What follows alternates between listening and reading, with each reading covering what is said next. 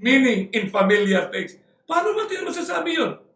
Kasi on the same book, as soon as the seeker of truth, buksan niya ang Biblia to read the utterances of God, yung binibigkas ng Panginoon, with reverence, possessing an earnest desire to know what said the Lord. Light and grace will be given him, and he will see wondrous things out of God's law. Great roots will have been neglected. Great roots which have been neglected. Ang malaking katotohanan na kadalasan ay naiwanan, na hindi naintindihan, and appreciated for ages, sa napakatagal na, for ages ba, will be revealed by the Spirit of God, and new meaning will flash out of familiar texts. Wow. Purihin ang Panginoon. Amen din kayo dyan, kapit. Purihin ang Panginoon na magkaroon tayo ng experience na mga new meaning will flash out of familiar texts. Sipin mo, Mount of Olives, Matthew 24, yun ang ating titingnan, kapatid, pag-aralan ngayon, salita ng Panginoon.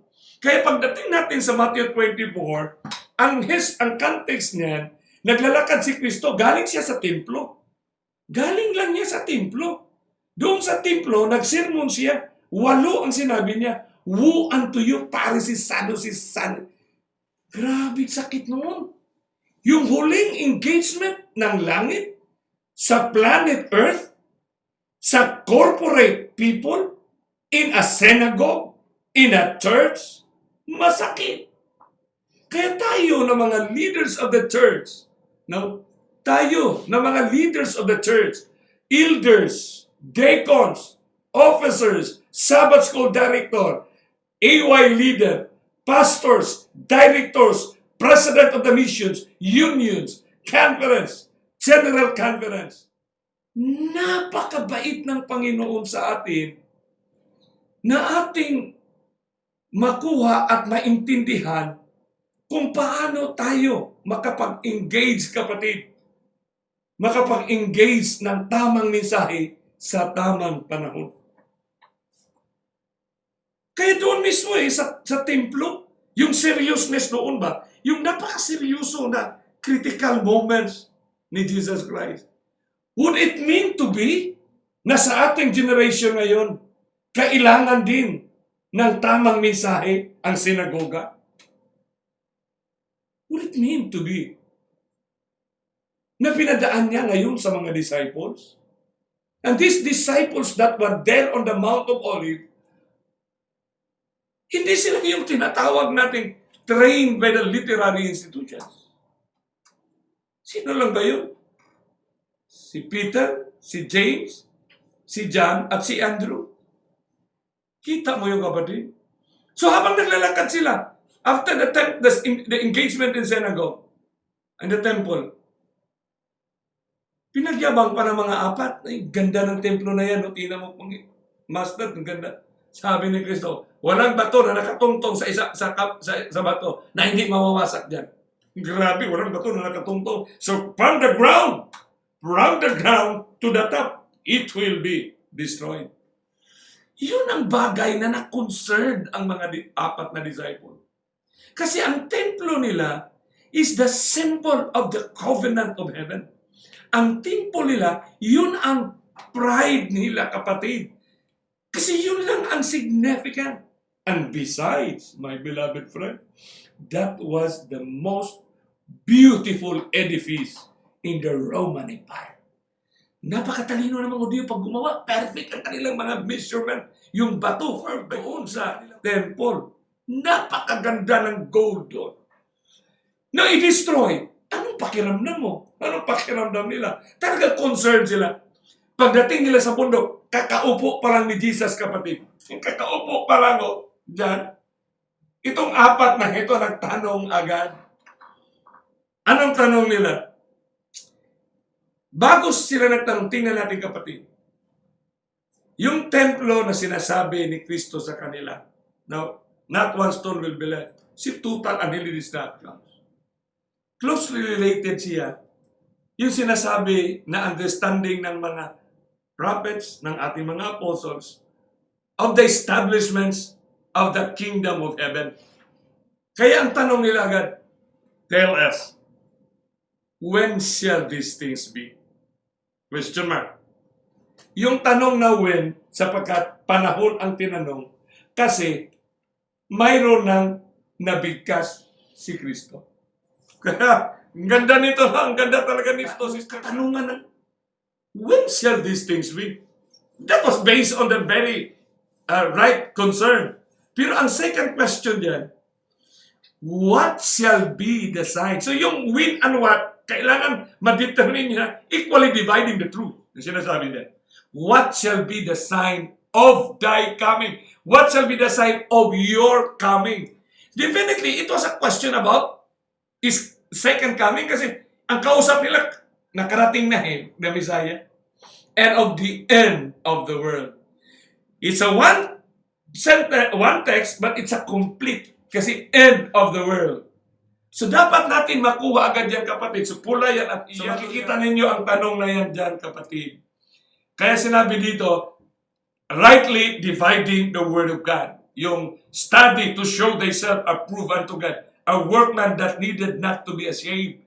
Rightly dividing the word of God. So you have to understand the language, no? The construction of the text. Kasi sinabi nga when there shall not be one left here, stone, that shall not be thrown down. Kaya, ang karapat-dapat na tanong, when shall these things be? Kasi may event na sinasabi. May event na, bakit mo kailangan gamitin ang what? No? What shall be? Hindi, what? Kasi sinabi niya, there will be no stone, it will be thrown down. So, event siya na gaganapan. So, when? Gets natin, kapatid. Gets natin yan. But the second question is, what shall be the sign of thy coming and of the end of the world? So kung ganyan ang kanyang katanungan, kapatid, specific na ito. Kung specific ang kanilang tanong sa apat na yan, tingnan mo apat. Kasi usually dito for the past decades, century, pag nag-portray sila na ang Matthew 24, parang 11 disciples. Hindi, kapatid. There were only 4 disciples when Christ delivered his apocalyptic message on this Mount of Olives. Apat lang. So mababasa niyo yan sa Mark Bessel Luke. So dahil specific ang tanong kay Kristo, therefore si Kristo, specific din siya ang sagot niya. Kasi it talks about his coming and the end of the world. So justifying all the concern, siyempre yun ang pinaka-motibo, yun ang pinaka-essence ng great controversy. The coming of Christ and the end of this, and the end of the world, the end ng mga kasalanan sa mundo. So the answer of Christ, ang sagot ni Kristo, yun ang sinasabi natin true. Kung nangyari ito ngayon at nakikita na yan ang tinatawag na present truth. The answer of Christ with these questions of the end is called the latter rain. Because it talks about the end. Latter, the last rain. When it is live in the movement of time, kung buhay siya, gumagalaw, sa ating panahon, when it is live in the movement of time, sa panahon, it is called present truth, my friend.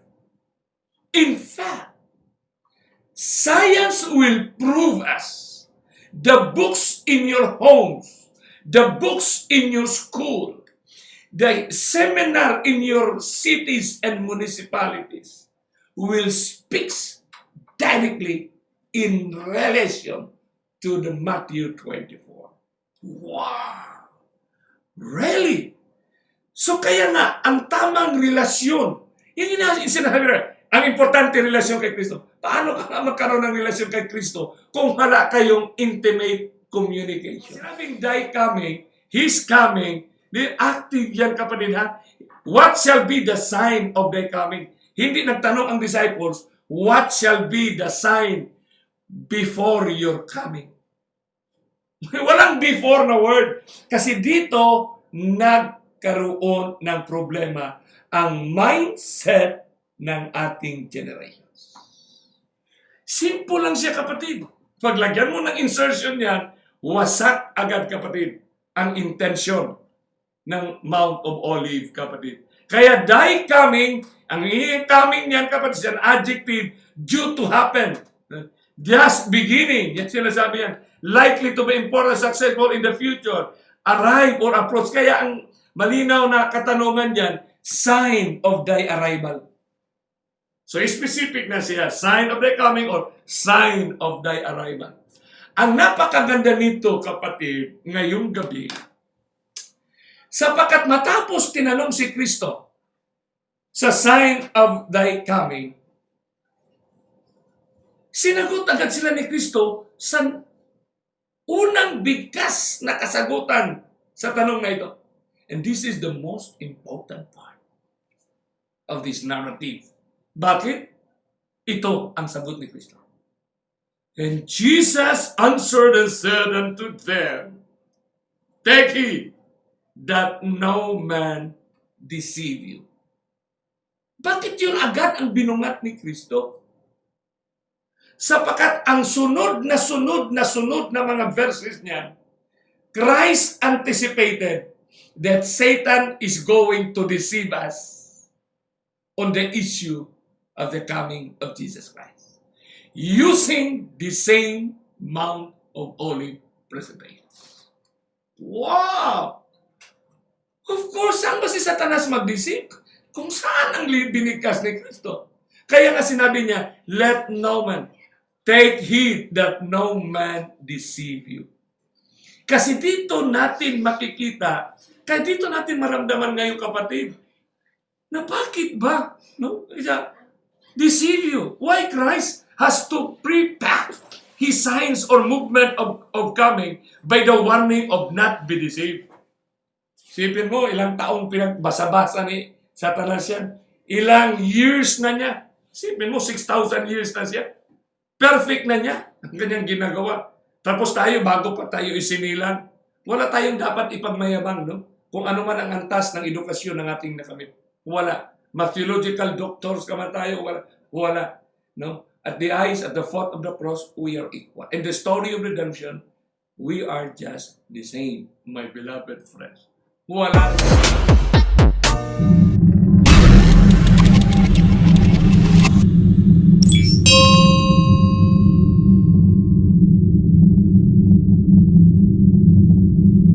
Isa tayong magasin. Ngayon, hindi naman natin pwedeng ipagkailan na yan ang katotohanan. The New Roman Time Magazine. Pagbasahin mo yan, hindi mo naintindihan na yung akdang panahon na babalik. Buenos días, hermanos around the world. Friends. All our friends around the world. Even all Christians. Good day to all our friends around the world.